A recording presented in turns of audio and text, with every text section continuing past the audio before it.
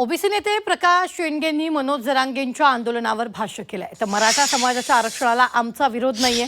गरीब मराठ्यांना न्याय मिळाला पाहिजे, मात्र ओबीसींच्या ताटातलं ओढून द्यायचं असेल तर ते आम्ही खपवू घेणार नाही, असा इशाराही शेंडेंनी दिलेला आहे.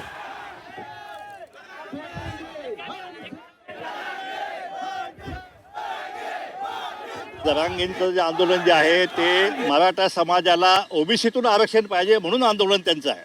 आमचं म्हणणं आहे की त्यांना आरक्षण द्यायला आमचा विरोध नाही.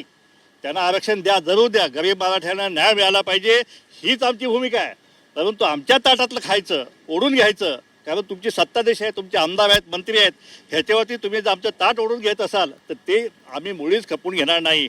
कुठल्याही परिस्थितीत सगळे नेते सांगतायत की आम्ही ओबीसीला धक्का लावणार नाही, देवेंद्र फडणवीसमध्ये धक्का लावणार नाही. अजितदादा म्हणून गेले, सगळे मुख्यमंत्री जे आहेत सगळे, उद्धवजी पण म्हणाले कणभर सुद्धा धक्का लागू देणार नाही.